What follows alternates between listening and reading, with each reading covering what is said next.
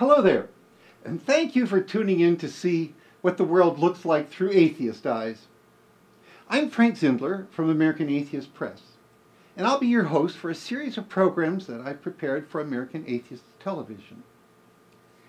Every year, as Christmas approaches, planetaria all over the country mount absurd programs that seek to answer the question, what was the Star of Bethlehem? I guarantee the answer to that question we shall give you today won't be matched by any planetarium in the world.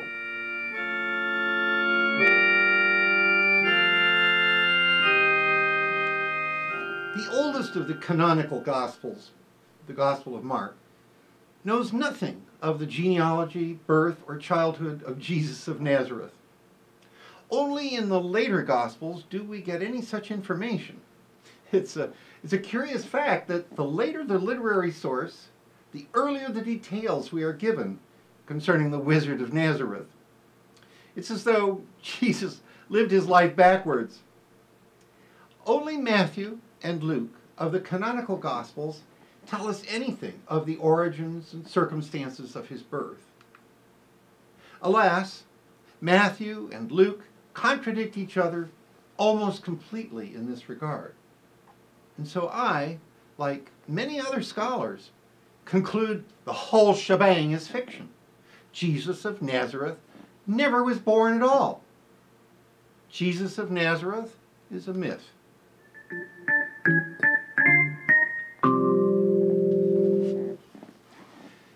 We'll deal with that question in some other programs.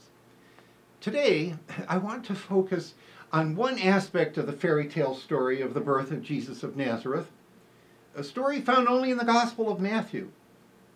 The story is so outrageously silly in its implications that we can't at all be surprised that none of the other three Gospels corroborates the tale. Indeed, no other literature at all, dating from the time Jesus of Nazareth should have lived, gives any hint that the events recounted by Matthew ever occurred. Of course, I'm talking about the story found only in Matthew about the wondrous Star of Bethlehem and the Magi, the astrologers who followed the star from its rising in the east, probably Iran, up until they reached Jerusalem. Then, when it disappears and reappears again, they follow the star on to Bethlehem, where the infant Jesus of Nazareth of Bethlehem, the Christ, our Lord and Savior, Son of God, the Prince of Peace, is lying in a manger or being nursed by his still virgin mother. So, let me now ask the question being asked by astronomers in newspaper columns and planetarium programs whenever Christmas is approaching. What was the Star of Bethlehem? Instead of my having to say Star of Bethlehem over and over and over again in this program, let me just refer to it as the SOB. In order to have an opinion as to what the SOB might have been as an astronomical phenomenon, we need to know when that SOB appeared. Unfortunately, in order to answer that question, we have to decide whether to believe Matthew or Luke. They contradict each other concerning the time of the birth of Jesus of Nazareth. As you know, Matthew has Jesus of Nazareth born during the reign of Herod the Great. Now, since Herod died in 4 BCE, the SOB could not have appeared later than 4 BCE. Luke, however, has Jesus of Nazareth born at the time of a census conducted by Quirinius in 6 CE. That's, at a minimum, 10 years later than Matthew's claim. Ignoring the fact that the census conducted by Quirinius as governor of Syria was of Judea, not Galilee, certainly not involving the entire Roman Empire, apologists cite a completely irrelevant census in Egypt. Or they argue that there must have been an earlier census, that Quirinius must have served twice as governor of Syria. Unfortunately, as you can see if you study this table, there is no plausible period before 6 CE available for Quirinius to have served an earlier term as governor and to have conducted an empire-wide census that was just never heard of by anybody else, by any other ancient historian.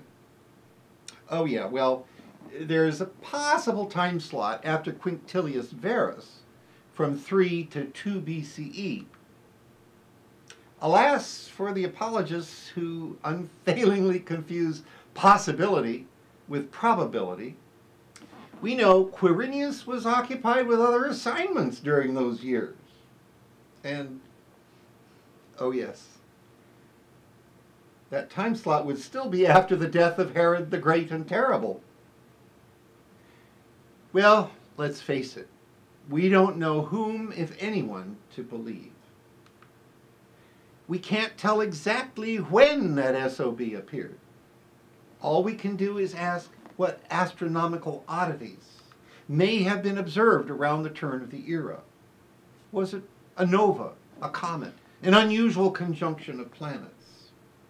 The astronomer David Hughes bets his money on the notion that the SOB occurred in the year 7 BCE and involved a triple conjunction in the constellation Pisces. Hughes tells us that this explanation also has the advantage that the Magi did not have to go continually across the desert for every nova, comet, or fireball that happened to appear. Yeah. Well, duh! Doesn't Hughes believe in divine inspiration, telling which star to chase? Okay, let's look at that triple conjunction in Pisces. Saturn would be important, as it was the planet associated with Yahweh, the tribal god of the Jews. The Jewish Sabbath is the same day as Saturn's day, Saturday. Jupiter, as the king of the gods, the Roman gods, would likely have had a mystical meaning at the turn of the era in the Roman Empire. The first conjunction, a coming together, took place on May 27th in the year 7 BCE.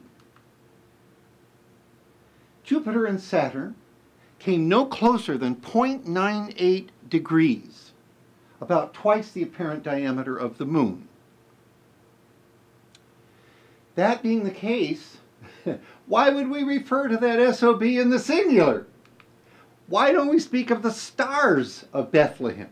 Why don't we speak about those SOBs? Furthermore, a conjunction isn't something you could follow from night to night. It's a momentary event, or a very short-term event.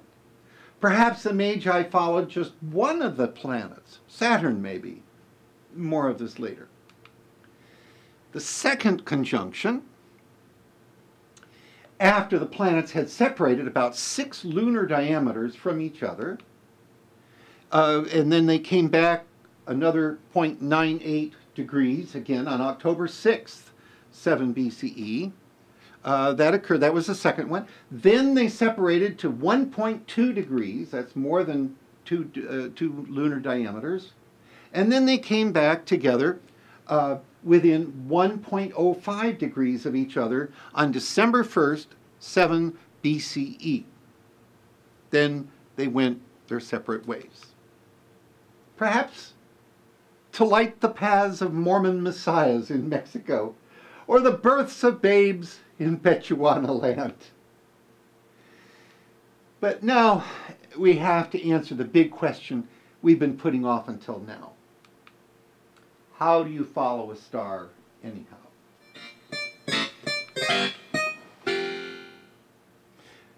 Well, of course, we all know how to reckon by means of the North Star.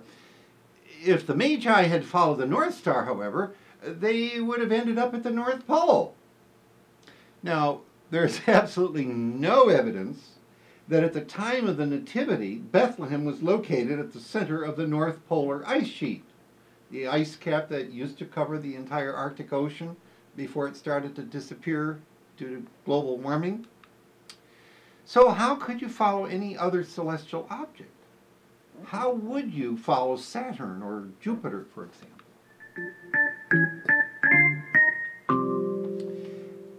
Let's imagine the star-following problem that the Magi faced as they tried to enact the SOB episode of Matthew's Gospel. When that SOB rose in the east, the so-called wise men would have started out heading for India or China. By midnight, however, the SOB would have been due south, and they'd be heading south toward the Persian Gulf or Indian Ocean. As the night wore on, toward morning, they would head westward toward the Mediterranean Sea. Each evening, this Mad Hatter behavior would replay again, the path of our unwise wise men describing a bunch of curlicues on the Earth's surface.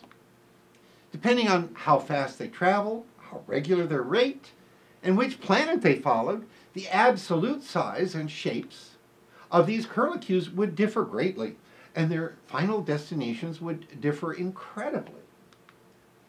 The wise men are usually depicted as riding camels. Surely, walking wouldn't work very well. But the most common means of travel in those days would have been a donkey.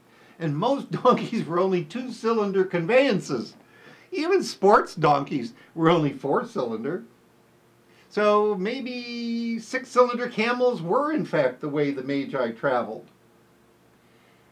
You know, Danny, I think these curlicues are a bit too large. I think Danny Davis, my chief technical officer, had eight-cylinder racing camels in mind when he created this illustration. Unfortunately, eight-cylinder racing camels weren't invented until the 20th century. Anyhow, you can see the unwise wise men probably would have ended up in the Persian Gulf, not Palestine. Okay, let's allow for a miracle getting the guys to Bethlehem in Judea. We still have a big problem. According to Matthew, chapter 2, verse 9, we read, "And lo, the star which they saw in the east went before them, till it came and stood over where the young child was." How can a star stop? How can a star stop over a particular house? If you see a star appearing to be standing over a particular house, walk around to the back side of the house. You'll see the star now is right over the outdoor privy behind the house. Then it's over the barn. Then you go around that and, well, we see by now that that SOB could not possibly have been an entity at astronomical distances from the Earth. So, if the SOB wasn't a star, a planet, a nova, a comet, what could it have been? That is, if it ever was. If you believe the Gospel of Matthew records an actual event, then there's only one conclusion you can come to. That SOB was an unidentified flying object, a UFO, an alien spacecraft. We wouldn't need to worry about curlicues on the map, drowning in the Persian Gulf, or how souped up the ungulates were that conveyed the Magi to Palestine. They must have been pulled westward by a tractor beam emitted from the SOB. True, I can't explain why that SOB took them to Herod instead of going directly to Bethlehem. That remains a mystery. We know from that scientific journal, the National Enquirer, that for many years now, humans have been abducted into alien spacecraft and subjected to anatomical investigations. Aliens seem to be very fascinated by our reproductive systems. But why would that be? If the story in Matthew is true, we may at last have a clue as to the cause of this alien curiosity. It might explain why the Magi were involved in the first place. Not only did the tractor beam pull them to Palestine, it probably took them aboard the saucer for anatomical study.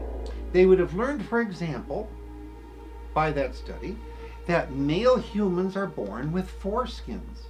And so the alien Jesus they were going to create would be made anatomically correct so that he could be circumcised on January 1st. Now, how they knew that that baby Jesus shouldn't have a beard, oh, that still remains an abominable mystery. But I'm getting ahead of myself.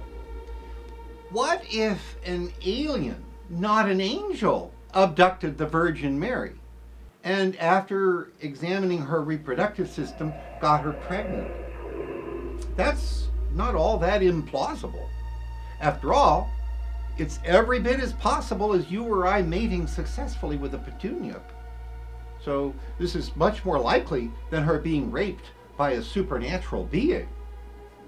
Now, if the Virgin Mary then gave birth, not to a human, but an alien plasma child, mimicking human anatomy, we can simultaneously understand why Jesus was thought to perform miracles. Advanced technology is frequently mistaken for magic. Just consider the case of scamming faith healers receiving words of wisdom about their disabled victims via hidden radio receivers stashed in their hearing aids. Wish I had one. This also would explain why the Docetists, the earliest Christian group of which we have good evidence, thought that Jesus or Christ didn't have a real body, but just appeared to have one.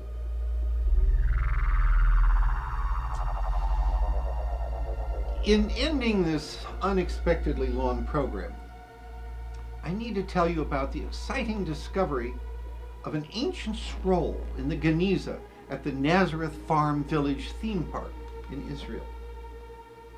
It sheds light on that puzzling passage in the 27th chapter of Matthew's Gospel, verse 46.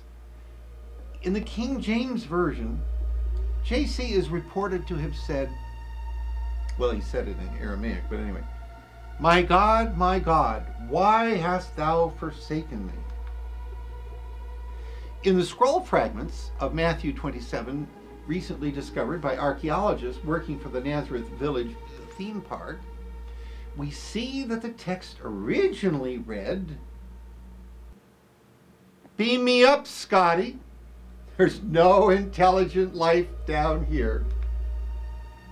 Have a merry winter solstice, everyone. For American Atheist, I'm Frank Zindler.